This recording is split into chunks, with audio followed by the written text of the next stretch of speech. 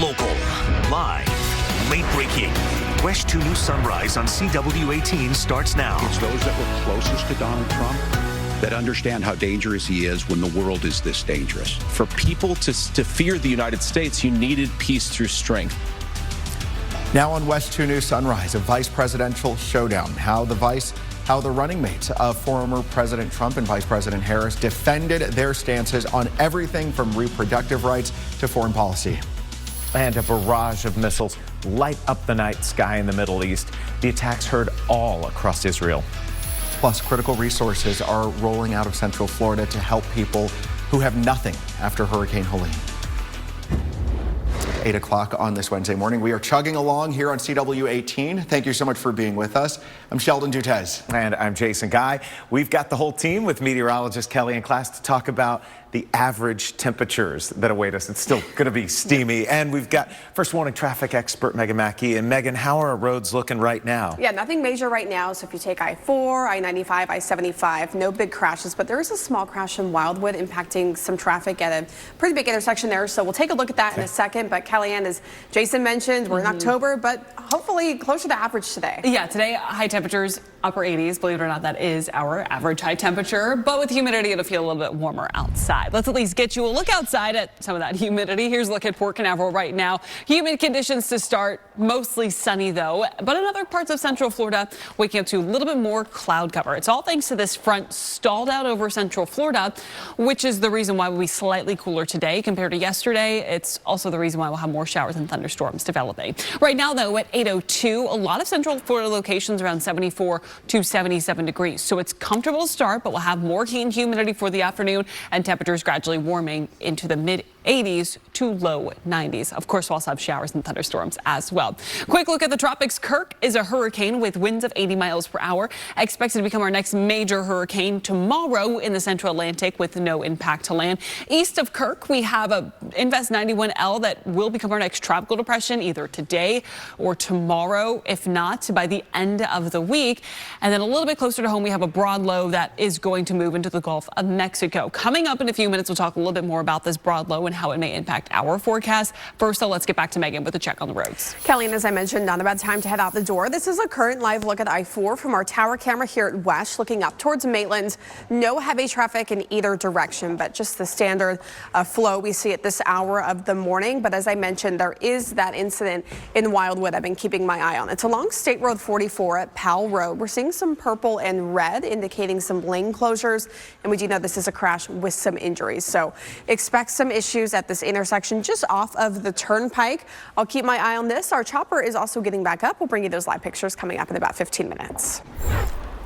All right, Megan. Developing this morning, hundreds of missiles rained down on Israel. Look at this video here. U.S. officials warned yesterday that Iran was preparing a ballistic missile strike targeting Israel, and it all comes after Israel's launch of a ground operation in southern Lebanon targeting Iran-backed Hezbollah and Israel's assassination of Hezbollah's leader in a strike in Beirut on Friday. The fighting there in the Middle East has so many in Central Florida on edge. Yeah, WESH 2's Bob Hazen is following our local response and explains how police and sheriff deputies are prepared to keep our local religious community safe. Well, Hurricane Helene is now the second deadliest hurricane to hit the mainland U.S. in the last 50 years. Officials say at least 160 people in 6 states died because of this storm.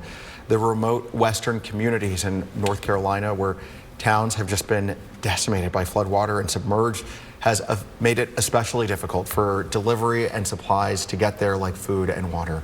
Well, Second Harvest Food Bank is doing everything they can to help get supplies to some of those hard-hit regions. And WESH 2 Spencer Tracy joins us from their warehouse in Orlando, where the supplies are being packed up and shipped out soon. And we know businesses along the Volusia County coast have been through big storms, tropical storms and hurricanes, and that's why one new Smyrna Beach restaurant is stepping up. They're going to help those in the Tampa Bay area recover from this storm. Merck's Barn Grill has turned some of the seating there into essentially a big donation bin. Look at that. The manager began this drive to help victims of Helene, and she's been overwhelmed by the support. Merck's will keep collecting donations through Friday. They say they're in need of toiletries and cleaning supplies the most. And you can help people impacted by Hurricane Helene. You can scan that QR code on your screen right now. We also have a page on WESH.com where you can donate to the American Red Cross. That link is right there on our homepage. All right, it's 8:09. State Representative Randy Fine will have to do an anger management course after a judge found him in contempt of court for giving what appeared to be the middle finger during a court hearing. That hearing was for election paperwork disputes that ultimately got dismissed. Randy Fine was also seen making the loser sign with his finger and thumb. His attorney argued that he was scratching his face and didn't make any obscene gestures. Representative Fine says that he plans to appeal. He's also calling on state leaders to investigate that judge. The judge said that Fine has to complete that anger management course within 45 days. A family went from having the time of their lives at Disney World to what felt like time standing still. Yeah, their 5-year-old had a medical emergency on one of the rides. Time just stopped at that moment, and it didn't seem like we were moving fast enough. Their message to other families after life-saving care led to a life-changing diagnosis. Plus, staying on strike, how dock workers are making demands on the picket line that could delay everyday items getting to you. Welcome back to WESH 2 News Sunrise here at 8:14. Look at the view we've got from our tower cam into New Smyrna Beach.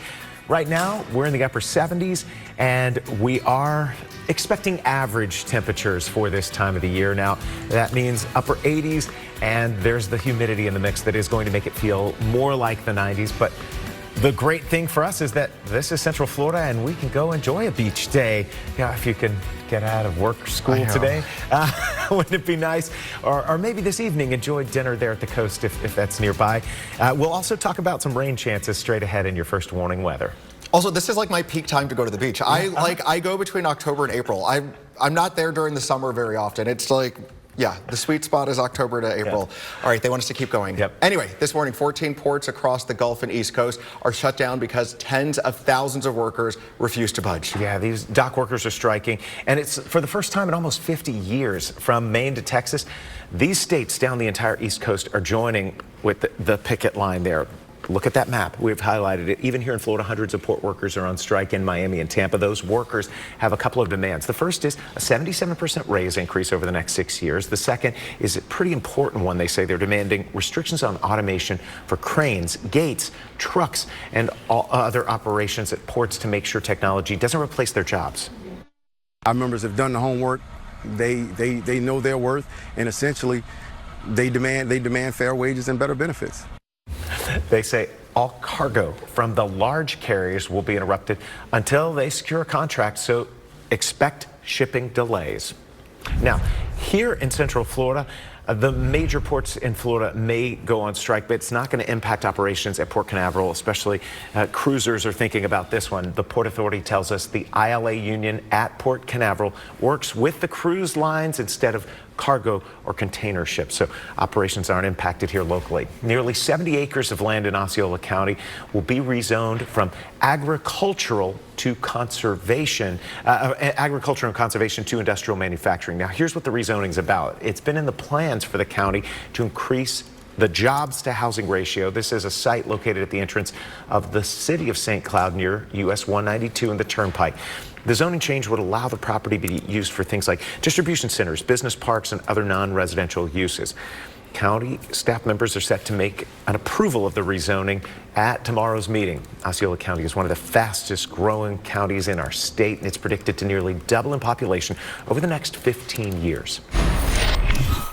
Osceola County's Home Purchase Assistance Program is getting ready to accept applications. It offers down payment and closing cost assistance to eligible home buyers. You must complete an 8-hour home buyer education class and meet all program guidelines. Applications open on Monday. We've put more information for you up on our website, WESH.com. All right, the weekly food pantry at Seventh-day Baptist Church in Daytona Beach is back open. The church had to shut down last fall because of a ban on church food pantries in the city's redevelopment area where the church is located. So a lawyer took on this case pro bono, says that they were able to get the city to drop the issue and get rid of the ordinance so other churches in similar situations can still host a food pantry. The church has gotten donations, but they are still working to fully stock their shelves. If you want to help them out, they host their weekly drive on Saturdays between 3 and 5 in the afternoon. All right, let's bring in meteorologist Kellyanne Class to talk about those temperatures here in Central Florida. And, Sheldon and I got real excited about a beach day. Oh, I mean, yeah, that's the only nice thing, right, in October for Central Florida is that we could go to the beach, we could go to the pool. Yeah, October to April. That's a sweet spot. It truly is, right? And then eventually we'll have, some cooler air, but we're not quite there yet. No. We'll get there, though. Right now, though, we have a lot of humidity. Let's take a look outside. Here's a look along the tourist district. It looks humid. It is humid. On our muggy meter at the moment, we are at the steamy category where dew point temperatures are in the mid 70s. So that means it's going to feel a little bit warmer today than the upper 80s. But at least right now it's actually pretty mild. We're around 74 to 77 degrees with the temperatures at the moment feeling like our true temperatures. As we go throughout the day today, we'll have more clouds building, a couple of showers and thunderstorms, and it's all thanks to this front stalled over Central Florida, which will keep our rain chances elevated over the next few days. Now, maybe 1 or 2 isolated showers along the I-95 corridor late this morning, early into the afternoon.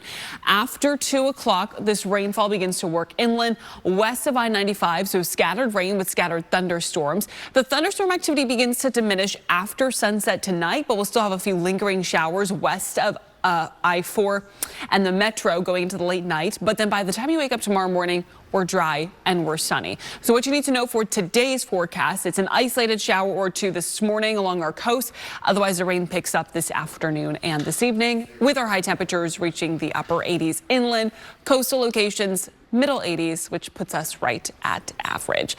Looking ahead to the rest of the week, our front stays over Central Florida, so rain chances stay elevated. At the same time, we have this area of low pressure working into the Bay of Campeche and into the Gulf of Mexico. And this is something that we'll watch for the potential of tropical development. Now, the National Hurricane Center thinks it could become a tropical depression this weekend, but they're only giving it a 40% chance in the next 7 days. So chances of development have significantly dropped off, which is great news, but we'll still obviously have to watch the development with the system, especially once it gets into the Gulf of Mexico.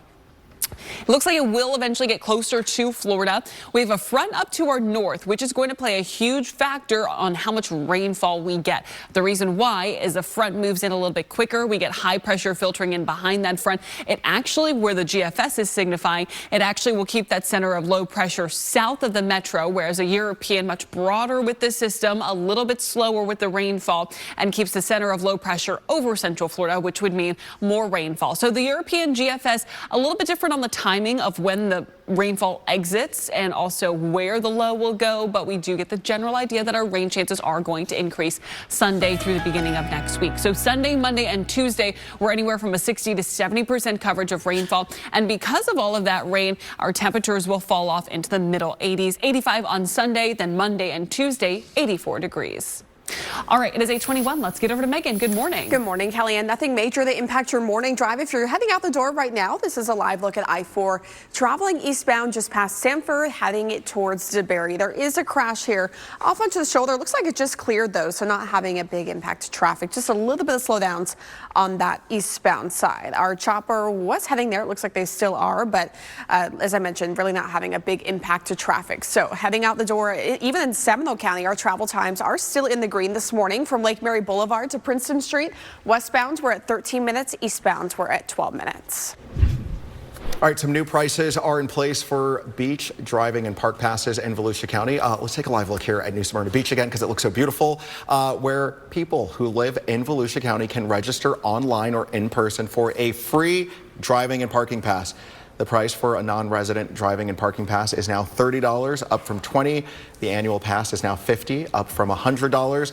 Existing pass holders can still use them until they expire. For more information about registering, head to our website, WESH.com. All right, October is Breast Cancer Awareness Month. There's a new report out showing some promising signs. Oh, yeah, the number of women dying from that disease has dropped substantially over the past 35 years, but these gains have not been felt by all women. There are a steep increase in younger women, younger than 50, getting diagnosed. The report also says that while more white women are diagnosed with breast cancer, more black women die from it, especially younger black women. So if you're a black woman between the ages of 20 and 29, you're really 2 times more likely to die of breast cancer than your white classmate or your white colleague. All right, in an effort to deal with the ongoing cancer disparities, the American Cancer Society launched a study called Voices of Black Women. It's aimed at researching younger Black women in the U.S. to try and better understand their risk and cancer outcomes. Have you noticed any unexplainable bug bites on your arms and legs lately? Well, they might not be from mosquitoes. They're actually from minute pirate bugs or no-see-ums. The good thing is they don't transmit any diseases, but like mosquitoes, these tiny little insects can also leave small welts and little red dots on your skin as they search for a new food source in the fall. Experts say you shouldn't kill those no-see-ums. They're actually beneficial to Florida's environment because they can help reduce crop damage. Stay with us. You're watching WESH 2 News Sunrise. We're coming right back. You're watching Central Florida's CW18. Local, live, late breaking. This is a WESH 2 News update. Good Wednesday morning. I'm Jason Guy. Your time now is 8:26. The state is seeking the death penalty against the woman accused of luring Lake County deputies into a deadly ambush. Julie Sulpizio did not pull the trigger, but investigators say she sent deputies to her home where her family members were waiting to open fire on them as they entered. Prosecutors are calling this a cold and calculated homicide. Sulpizio has pleaded not guilty. Let's get to your first warning traffic. Here's Megan Mackey. Good morning. Good morning, Jason. I'm keeping my eye on some delays here along Curry Ford Road. This is just off of the 417. You can see all this traffic here impacting those eastbound drivers. So some police activity here, a crash working to clear there just off of the 417. So avoid Curry Ford Road there. Looking live right now at I-4. Kellyanne, at least from our tower camera at WESH, seeing a lot of sunshine this morning. Plenty of sunshine and warm air. Temperatures are around 75 to 77 degrees. So it's warm, and this afternoon is going to be hot with high temperatures reaching the upper 80s inland. Coastal locations into the mid 80s. Now we will have a couple of showers this morning, especially along our coastline. Then going into the afternoon, scattered rain and scattered thunderstorms up to 50% coverage between 3 and 5, slowly falling off around 6, 7 and 8 o'clock tonight. Rain won't be much of a concern if you are heading out to Halloween Horror Nights tonight, but we'll be watching that radar around 6:30, 7 o'clock. If you are heading out later in the night, we'll have more dry conditions, but it stays humid. More rain is on the way this week. All right, Kellyanne, there's a legal battle brewing right now in downtown Orlando. Why many business owners are now suing the city and the police department. Stay with us. First warning weather on CW18 is sponsored by Bogan Munz & Munz Injury and Trial Attorneys. Local, live, late breaking. WESH 2 News Sunrise on CW18 starts now. Good morning, and thank you so much for staying with us here at 8:30. I'm Sheldon Dutez. I don't know what's going on. I'm done. It's fun. It is a Wednesday, and we are looking to the weekend. We are. I think the beach views really got us in that mode. Let's get to meteorologist Kellyanne Class, because look at what we're starting with. Yeah. Amy Poehler, Tina Fey would say on 30 Rock, I want to go to there. I want to go there too. I know. I have another shot of a beach in this hit as well. So yeah, the beach sounds so nice right now. We're also feeling nice as well with temperatures in the mid 70s to start. 77 is the current temperature in New Smyrna Beach as well as Orlando, at 76 degrees in Daytona Beach and 74 degrees in Ocala. So here's a look at Daytona Beach right now. Our tower camera network showing great conditions, a little bit of cloud cover, but overall still plenty of sunshine and dry. But this cloud cover is all brought in by a cold front that is lingering over the area, which will eventually give us more rainfall. For today, not as hot as yesterday. High temperatures top out into the upper 80s. A few showers this afternoon with more rain arriving later on in the day. Now, I do want to get you to the tropics. We have Kirk, which is a hurricane, winds of 80 miles per hour. It is going to become our next major hurricane over the next couple of days, but no impact to land. East of Kirk, we have Invest 91L, which could become our next tropical depression either today or tomorrow. And then we have another area of interest in the Gulf of Mexico. We'll talk a little bit more about that coming up in a few minutes. First, though, let's get over to Megan with the check on the roads. Kelly, and I'm still keeping my eye on these delays along Curry Ford Road. This is just off of the 417 heading towards Dean Road. So impacting those eastbound drivers. Traffic was temporarily stopped here eastbound, but looks like cars are now moving through that area. Just expect those delays getting off of the 417 in that area. And our chopper is up right now and cruising live over I-4. Fortunately, we've been crash free along the I-4 corridor corridor. They're traveling near those theme parks right now. No big issues for your morning drive. We'll check in again with some I-4 travel times in about 15 minutes. All right, 7 Orlando businesses are suing the city and the police department for requiring them to get permits to serve alcohol after midnight. 5 bars and 2 concert venues say that the rules violate the Constitution by putting extra tax burdens on them that target their businesses. The businesses claim that they've had to spend as much as $145,000 to cover policing costs, while other types of businesses don't have to follow these same rules. The permit program started last year as part of a city effort to make downtown Orlando safer. The City of Orlando says that they're not going to comment on lawsuits.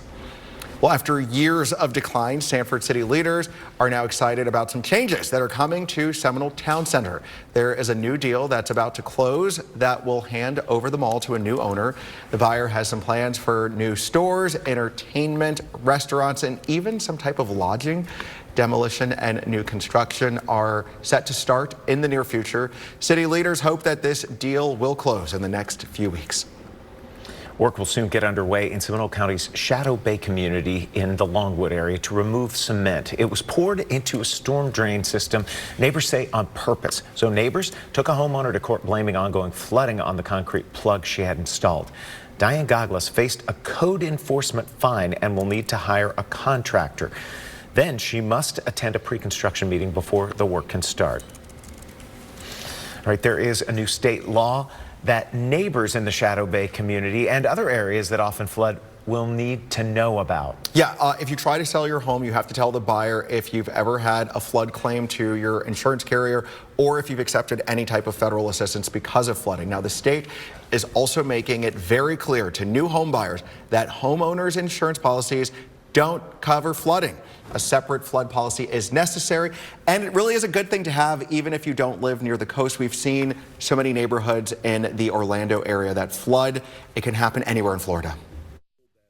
If it wasn't remediated properly, there could be such things as molds or, some kind of microbial growth from the standing water, electrical issues, rotting materials. Some realtors say responsible realtors have already been doing a lot of the requirements that were outlined in the law. All right, 8:41 now. It's going to take many months for places like the Big Bend of Florida and the Carolinas to recover. Yeah, supplies are slowly starting to come in. How the president's visit to some of the worst off communities could highlight the greater need for help. Bob Hart's Abishola and the Connors tonight starting at 11. A 5-year-old boy is back to being his normal self this morning after a scare at Epcot. He stopped breathing and started having seizures while he and his family were on a ride. They were on Guardians of the Galaxy when Ernesto suddenly stopped breathing. Fortunately, though, there was a nurse and firefighter nearby. They jumped in to help with CPR while cast members at Disney grabbed an AED. Every doctor that has come into our rooms while we were at the hospital with him, they all credited Christine for saving his life, basically. When it comes to matters of the heart and the brain, sometimes with CPR, every second and every minute truly count. The couple took their son Ernesto to 3 different hospitals. Doctors eventually diagnosed the little guy with CPVT, which is a condition with an abnormal heart rhythm. Within days, though, he made a full recovery. His family is urging other families to take classes and to learn CPR. And they're also encouraging businesses to make sure AED machines are readily accessible like they were at Disney. Well, these images from Hurricane Helene are, they're just hard to look at. Every day we're showing them to you guys, and they're just heartbreaking. North Carolina's governor says entire communities have been wiped off the map. Helene is now the 2nd deadliest hurricane to hit the U.S. mainland in more than 50 years. President Biden and Vice President Kamala Harris will see firsthand that devastation in Georgia and the Carolinas. Amy Lou joins us this morning to explain what's making it particularly difficult to deliver critical supplies. All right, during former President Trump's visit to Georgia on Monday, he falsely accused Biden of ignoring the disaster, purposely neglecting storm victims, and not responding to calls for help from Georgia. But Biden had already spoken with Georgia's governor at that point. All right, it is 8:47 right now, and our warm temperatures continue. I'm just curious, though, I know you got the graphic ready to go.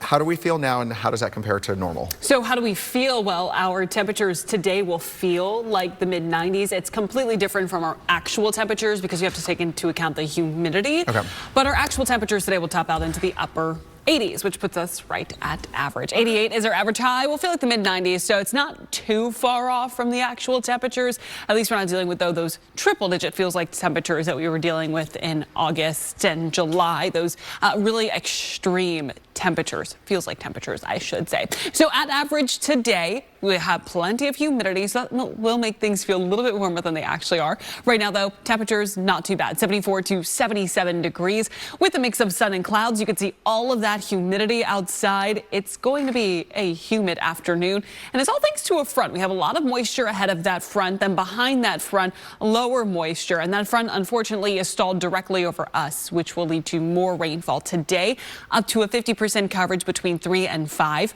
Not as high as what we had yesterday, but rain chances will still stay elevated. Now, we may have 1 or 2 isolated showers this morning along our coastline. Then eventually our rainfall begins to push inland as our east coast sea breeze develops west of I-95. Scattered rain, scattered thunderstorms for the late afternoon and early evening. By 7, 8 o'clock, we're looking at more rainfall, and then things gradually start to dry out late tonight. So by the time you wake up tomorrow morning, we don't have to worry about any rain, just a mix of sun and clouds.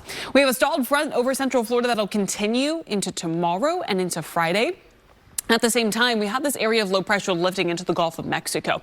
And the National Hurricane Center has tagged this as an area of interest, and they think that a tropical depression could form this weekend, but they're only giving it a 40% chance of development. So not everyone will see impacts along the northern Gulf Coast, but do know that because it may be a broad area of low pressure, the peninsula of Florida may actually, in fact, see some heavier rainfall. But it's also dependent on how quickly a front moves into central Florida. If this front moves in a little bit quicker compared to when the low makes its approach to the peninsula, this would actually mean lower rain chances for Florida, because a lot of the models would then show that this is now moving into southwest Florida and South Florida. So basically, if the front moves in quicker, we have lower rain chances, but South Florida and Southwest Florida, higher rain chances. If the front moves in a little bit slower, then it looks like some of that rainfall and that center of circulation will move into central Florida, which would increase our rain. Regardless, it's a lot of rain for the peninsula of Florida. 3 to 6 inches of precipitation with locally higher amounts. The farther north you are, the drier it gets, 2 to 4 inches of precipitation.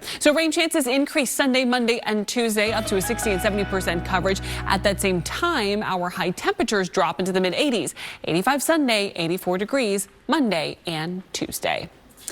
All right, it is 8:50. Let's get over to Megan. Good morning. Good morning, Kelly. I'm getting a check of traffic right now. No big issues for your Wednesday morning. All the crashes I was monitoring earlier have cleared out, and it is a good time to head out the door. We're exiting those peak travel hours, so delays starting to improve, but still some slowdowns we're seeing here along the 408. This is traveling westbound from the 417 towards about Orange Avenue. You can see in those travel times, we are seeing those delays approaching the I-4 interchange along the 408 westbound. From the 417, those delays are at about 13 minutes. All right, 4-time Oscar nominee is back with a new movie about sobriety that's based on an acclaimed memoir. David Daniel has a preview of The Outrun.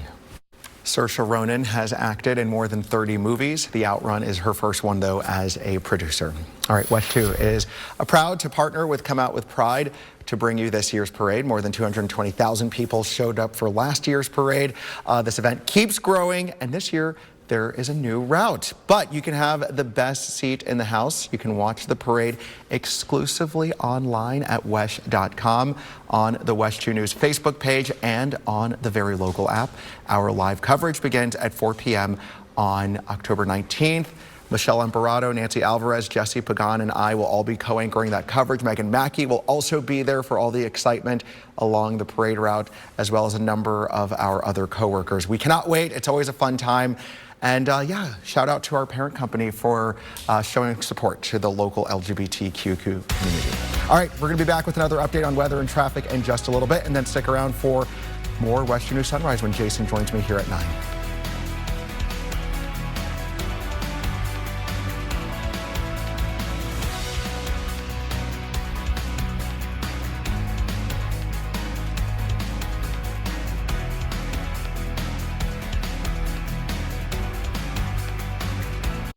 Local, live, late breaking. This is a WESH 2 News update. Good morning. I'm Sheldon Dutez. The time right now is 8:56. And just into our newsroom, 2 men got hurt after a fight about a car crash that led to a shooting. The Orange County Sheriff's Office said this happened at the intersection of Allegheny Court and Ambassador Drive last night around 8:15. This is just off of Powers Drive in the Powing Hills area. Investigators say the 2 men in their 20s went to the hospital. The Sheriff's Office hasn't released any other details, though. Megan. Sheldon, there are some big backups right now along I-4. This is eastbound here near Champions Gate. You can see it was really stop and go here, passing by US 27, heading towards the 429. Also a crash from earlier. You can kind of see that tow truck. It is moved off onto the shoulder, but stop and go here, and it does improve once you get to downtown and even into Maitland. This is a live look from our tower camera here at WESH. Already halfway through the week, Kellyanne, how's our forecast? Right now it's beautiful outside, but it's warming up quick. We're already at 80 degrees in Titusville and in Melbourne, 79 degrees in Orlando and Bithlo, 78 degrees in Daytona Beach, 79 in Palm Coast, and 77 degrees in Ocala. Now it's going to be a warm afternoon. Inland spots into the upper 80s, but that's actually right at average, right at 88 degrees. And for our coastline, we're going to see our temperatures warm up into the mid 80s, which is also at average. Now, we can't rely on an isolated shower or two this morning, but going into the afternoon, 3, 4, 5 o'clock, we'll have scattered showers and thunderstorms developing. More rain is on the way tomorrow, but down to about a 40% coverage of rain with temperatures around 84 to 90 degrees. We'll have rainfall increasing towards the end of the weekend and into the beginning of next week, up to a 60 to 70% coverage.